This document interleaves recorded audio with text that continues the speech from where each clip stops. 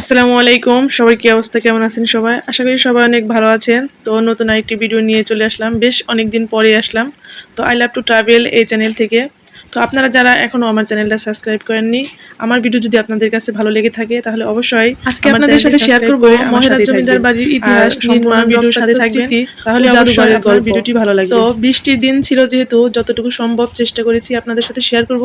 আশা করি আপনাদের ভালো লাগবে। আর যদি ভালো লাগে আমাদের টাঙ্গাইল জেলার অন্তর্গত এক অনন্য ঐতিহাসিক স্থাপনা মহেরাজ জমিদার বাড়ি শুধু রাজকীয় সৌন্দর্যই নয়, এই জমিদার বাড়ির গায়ে লেগে আছে একটি রক্তাক্ত 1971 সালের মুক্তিযুদ্ধের সময় এই জমিদার বাড়িতে একটি ভয়ঙ্কর ইতিহাসের সাক্ষী হয়ে আছে। পাকিস্তানি হানাদার বাহিনী এখানে আক্রমণ চালিয়ে অনেক নিরীহ মানুষকে হত্যা করেছিল। চারিদিকে রক্তে ভেসে গিয়েছিল এই জমিদার বাড়ি হয়েছিল তখন মতো দাঁড়িয়ে থেকেও এই বাড়ি আজও নান্দনিকতায় মোড়া। ইউরোপিয়ান স্থাপত্য শৈলীতে নির্মিত এই বাড়িতে চারপাশে রয়েছে সবুজ মাঠ, বড় পুকুর, বাগান। টাঙ্গাইলের ঐতিহাসিক মহেরাজ জমিদার বাড়ি ফটকে ঢুকতেই চোখে পড়ে এই শব্দটি ওয়েলকাম। এটি শতবর্ষী জমিদার বাড়ির দরজায় এমন আধুনিক উষ্ণতা এবং অভ্যর্থনার বার্তা যেন বলে দেয় ইতিহাস শুধু রক্ষা করার জন্য নয়। এই ওয়েলকাম লেখাটা শুধু একটি শব্দ নয়, এটা যেন বন্ধুত্বপূর্ণ একটা দর্শনার্থীদের জন্য ডাক। যেখানে এক সময় জমিদাররা প্রবেশের আগে শত নিরাপত্তা রেখেছিল, আজ সেখানে সবার জন্য মহেরাজ জমিদার বাড়ির বিশাল এই রাজকীয় গেট দিয়ে ঢুকতে মনে হয় যেন ঐতিহাসিক রাজপ্রাসাদে প্রবেশ করলাম। তবে যাই হোক, ঠিক হাতের ডান পাশে চোখে পড়ে বিশাল একটা ভবন। এটা এখানকার মহেরাজ জমিদার বাড়ি সিংহদ্বার দিয়ে প্রবেশ করার এক রাজকীয় অভিজ্ঞতা। এই মুহূর্তে আমার মনে হচ্ছে জমিদার বাড়ির সিংহের গেট দিয়ে প্রবেশ করে মনে হয় যেন সময় থেমে গেছে শত বছরের আগের। এই গেট শুধু একটি প্রবেশ পথ নয়, এটি সম্মান, অহংকার আর রাজকীয়তার চোখে পড়ে জোড়া দুটি হরিণ, মনে হচ্ছে যেন যুগ যুগ ধরে পাহারা দিচ্ছে এই রাজপ্রাসাদকে। শুধু তাই নয়, আরো সামনে যত যাবেন তত চোখ জুড়িয়ে যাবে। দুই পাশে সবুজ বাগান আর ঝকঝকে আপনাদের সাথে শেয়ার ফুলে ফুলে ঘেরা বাগান, সব মিলিয়ে অসাধারণ একটা দৃশ্য। ইতিহাসের শুরুটা হচ্ছে মহেরাজ জমিদার বাড়ির পরিবারের শিকড় মূলত কলকাতা ও ভারতের বিভিন্ন অঞ্চল থেকে আগত ব্যবসায়ী সম্প্রদায়ে। তারা এখানে এসে ধীরে ধীরে জমি কিনে জমিদারি গড়ে তোলেন ব্রিটিশ আমলে। এই পরিবারের অন্যতম প্রতিষ্ঠাতা ছিলেন বাবু কালীচরণ সাহা ও বাবু রূপকুমার সাহা। তারা ব্যবসায়ী সাফল্য ও সামাজিক অবস্থানকে কাজে লাগিয়ে তৈরি করেন এক বিশাল রাজপ্রাসাদ। এখানকার মূল প্রাসাদটি গঠিত হয় 1990 দশকের ইউরোপিয়ান স্থাপত্যে। বাড়িটির তৈরি করা হয় কয়েকটি ভবন নিয়ে, যেমন চৌধুরী লজ, আনন্দ লজ, রূপকুমার লজ এবং যখন আপনি মহেরাজ জমিদার বাড়ির জাদুঘরে ঢুকবেন তখন শুধু পুরনো রাজকীয় স্থাপত্যই নয়, আপনি পাবেন এক জীবন্ত ইতিহাসের জাদুঘর, যেখানে শত বছরের গল্পগুলোকে সাজিয়ে রাখা হয়েছে। শুধু তাই নয়, এর নতুন করে ডেকোরেশন করা হয়েছে যা চোখ জুড়িয়ে যাওয়ার মতো, এবং কি আরো অনেক সুন্দর সুন্দর দর্শনার্থীদের জন্য, এবং কি জাদুঘরের এক পাশে রাখা আছে জমিদার পরিবারের জমিদারি রক্ষার জন্য ব্যবহৃত পুরনো জিনিসের মধ্যে আমার কাছে সব থেকে বেশি যেটা ভালো লেগেছে সেটা হচ্ছে কাঠের এই দোলনা, যেটার মধ্যে জমিদার পরিবারের সবাই এখানে বিশ্রাম করতেন। আজও সেটি জাদুঘরের যত্ন সহকারে সংরক্ষিত আছে। দর্শনার্থীদের চোখ আটকানো যায় এখানে।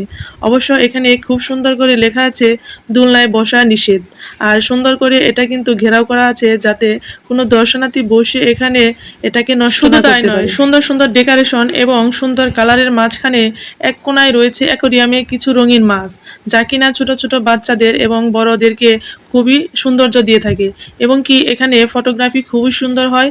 এর জন্য অনেক মানুষ এখানে সুন্দর সুন্দর আসলে জমিদারদের অনেক কিছু এখানে সংরক্ষিত করা আছে। ধরে ধরে বলা যেহেতু সম্ভব না, আমি একটু একটু করে আপনাদের সাথে শেয়ার করতেছি। প্রাচীনকালের কাঠের চেয়ার, পালঙ্ক, পালকি, মার্বেল, টেবিল, আয়না ও শোপিস, ইউরোপিয়ান থেকে আনা পুরনো ঝাড়বাতি, এবং কি আরো অনেক দেখলাম ঘড়ি, চশমা, কলম, এবং কি এখানে আছে আরো মানে পয়সা, যেটাকে আমরা বলি এখন কয়েন, আরো আছে পানের ডালা। মোট কথায় অনেক কিছুই কিন্তু সংগ্রহ করা হয়েছে জমিদারদের, এবং কি এই ইতিহাসগুলো যেন আমরা এখনো দেখতে পাই এবং আমাদের মাঝে অক্ষায়িত থাকে, সেই জন্য সুন্দর করে এগুলোকে সংরক্ষণ করা হয়েছে। আপনারা যারা ভিডিও দেখতে দেখতে এ পর্যন্ত চলে এসেছেন অথচ ছোট্ট একটি লাইক দেওয়ার কথা ভুলে গিয়েছেন, প্লিজ ছোট্ট একটা লাইক দিয়ে আমার সম্পূর্ণ ভিডিওর সাথে থাকবেন। আর আপনি যদি আমার চ্যানেলে আজকে নতুন হয়ে থাকেন তাহলে অবশ্যই আমার চ্যানেলটাকে সাবস্ক্রাইব করে দিবেন। আর যদি সাবস্ক্রাইব করে দিয়ে থাকেন তাহলে আপনাকে অসংখ্য ধন্যবাদ।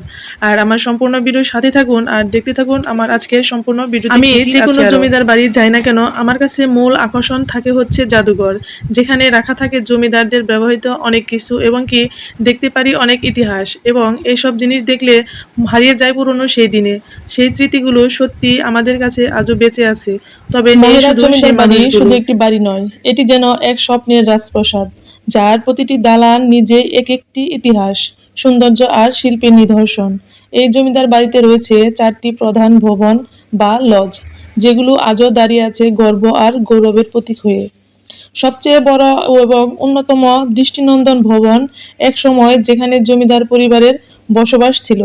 দালানের সামনেই রয়েছে খোলা মাঠ, চারপাশে পিলার আর কারুকাজ, সাদা সাদা রঙের আঁকা। এই ভবন দেখলে নামটা শুনলেই বোঝা যায় এটি ছিল উৎসব ও অতিথি আপ্যায়নের কেন্দ্র। বর্তমানে এটি বাংলাদেশের পুলিশ ট্রেনিং সেন্টারে এবং কি প্রধান ভবন হিসেবে ব্যবহৃত হয়। বাহিরের নকশা আর সাজানো বাগানে ঘেরা এই ভবনটি যেন এখনো রাজকুমার লজ। এই ভবনটি ছিল ব্যক্তিগত পারিবারিক ব্যবহারের জন্য শান্ত পরিবেশে গড়া। এই দালানটিতে রয়েছে পুরানো দিনের ঘর সাজানোর নিখুঁত ছোঁয়া এবং কি কালীচরণ লজ। এটি ছিল মূলত অতিথিদের বিশ্রামের জন্য এবং ব্যবহৃত ভবন। আজও সেই পুরনো কাঠের দরজা, জানালা, ঝুলন্ত বারান্দা, এখানকার সব যেন বই আর ফুলের অদৃশ্যের গল্পের পাথরের রাস্তা, সবুজ মাঠ, সবকিছুই যেন ইতিহাসের এক নীরবতা, যা শুধু এমনকি এসব ভবনের নকশায় মিশে রয়েছে ইউরোপিয়ান, ইসলামিক ও হিন্দু স্থাপত্য শৈলীর ছোঁয়া। সামনে বিশাল মাঠ, ফলের বাগান, পুকুর ও শান্ত পরিবেশে সব মিলিয়ে এটি হয়ে উঠেছে একটি আধুনিক জমিদার। শুধু রাজস্ব আদায় করেননি, তারা পাঠশালা তৈরি, ইসলামিক ধর্মীয় প্রতিষ্ঠান গড়া, দরিদ্রদের সহায়তা ইত্যাদিতে অংশ নিয়েছিলেন। তাদের দানশীলতা ও সামাজিকতার অবদান এলাকায় মানুষের কাছে। তবে দুঃখের বিষয়, এই জমিদারদেরকে একটা সময় এখান থেকে পালিয়ে যেতে হয়। মহেরার জমিদার বাড়ি ছিল একটি খ্যাতনামা বড় জমিদারি এলাকা। বাংলাদেশের মুক্তিযুদ্ধ যখন জ্বলে ওঠা শুরু করে, তখন পাকিস্তানি হানাদার বাহিনী একে একে বিভিন্ন স্থানে কৌশলগতভাবে স্থান দখল করতে থাকে। এই সময় মহেরার জমিদার বাড়িও তাদের নজরে পড়ে। হানাদাররা হামলা করে 1971 সালে পাকিস্তানি বাহিনী এই জমিদার বাড়ির আক্রমণ চালায় এবং কি গুজব ছড়িয়ে পড়ে জমিদার পরিবারকে হত্যা করা হতে পারে।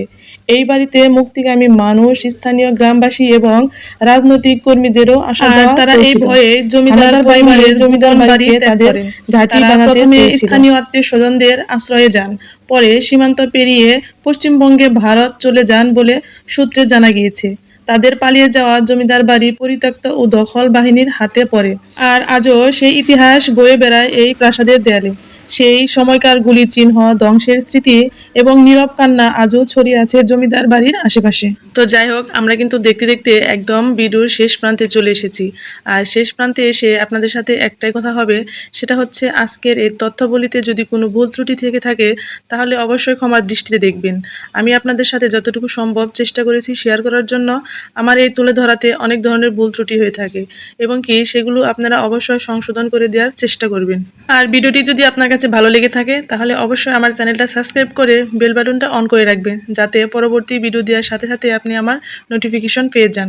তো আজকে এই গন্তব্য স্থানের যোগাযোগ ব্যবস্থা অল্প একটু বলে দেবো আপনাদের কাছে। প্রথমত, আপনারা ঢাকা থেকে আসতে চাইলে সোজা টাঙ্গাইলের গাড়িতে উঠে আপনারা মহেরা জমিদার বাড়ি বললে আপনাদের রাস্তায় নামিয়ে দিবে। তো সেখান থেকে একটা অটোরিকশা ধরে চলে যেতে পারবেন মহেরা জমিদার বাড়ি। ওইখান থেকে মহেরা জমিদার বাড়ির দূরত্ব মাত্র 3 কিলোমিটার নাটিয়াপাড়া থেকে। তো যাই হোক, তথ্যাবলী এবং কি যোগাযোগ ভাড়া সমস্ত সব কিছুই আমার ডিসক্রিপশনে দেওয়া থাকবে, আপনি চাইলে সেখান থেকেও দেখে নিতে পারেন। এবং কি আপনি যদি চান এখানে মানে পিকনিক স্পট বা বিভিন্ন অনুষ্ঠানের আয়োজন করবেন, তাহলে এখানে কথা বলে সেখানে আপনি যোগাযোগ করে নিতে পারেন। এখানে কিন্তু সেই ধরনের সুযোগ সুবিধাও রয়েছে। অনেক স্কুল, কলেজ এবং শিক্ষা প্রতিষ্ঠান এবং বিভিন্ন অনুষ্ঠানের জন্য এখানে কিন্তু সুন্দর সুব্যবস্থা রয়েছে। শুধু তাই নয়, আপনি যদি চান এখানে অর্ডার করে রান্না করে খাবেন তাহলেও খেতে পারবেন। আর যদি চান আপনি এখানে রেস্টুরেন্টে খাবার খাবেন তাহলেও অর্ডার করতে পারেন যদি বেশি হয়। আর যদি অল্প কিছু হয় তাহলে আপনি যে কোনো ধরনের ফাস্টফুড বা বিরিয়ানি, তেহারি যেটাই বলেন না কেন সব কিছুই পেয়ে যাবেন। যাবেন। এবং কি এই মহেরাজ জমিদার বাড়ির সামনে দিয়েই যে দোকানগুলো আছে সেখানে অনেক ধরনের খাবার দাবার পেয়ে যাবেন। খাবার দাবারের দিক থেকে আপনার কোনো অসুবিধাই হবে না ইনশাল্লাহ। যারা এতক্ষণ ধৈর্য ধরে আমার সম্পূর্ণ ভিডিওর সাথে ছিলেন তাদেরকে অসংখ্য ধন্যবাদ। আশা করি মহেরাজ জমিদার বাড়ি কিছুটা হলেও সৌন্দর্য আপনাদের মাঝে তুলে ধরতে পেরেছি। যারা কিনা আমার ভিডিওটি দেশ এবং দেশের বাইরে থেকে দেখেন তাদেরকে জানাই অসংখ্য ধন্যবাদ। তো পরবর্তীতে দেখা হবে দেশের যে কোনো প্রান্তের যে কোনো স্থানের ভিডিও নিয়ে। অতক্ষণ পর্যন্ত আপনি ভালো থাকবেন, সুস্থ থাকবেন এবং কি আমার জন্য দোয়া করবেন যাতে নতুন নতুন ভিডিও নিয়ে আপনাদের সামনে আসতে পারি। তো সবাই ভালো থাকুন, সুস্থ থাকুন। আল্লাহ হাফেজ। আসসালামু আলাইকুম।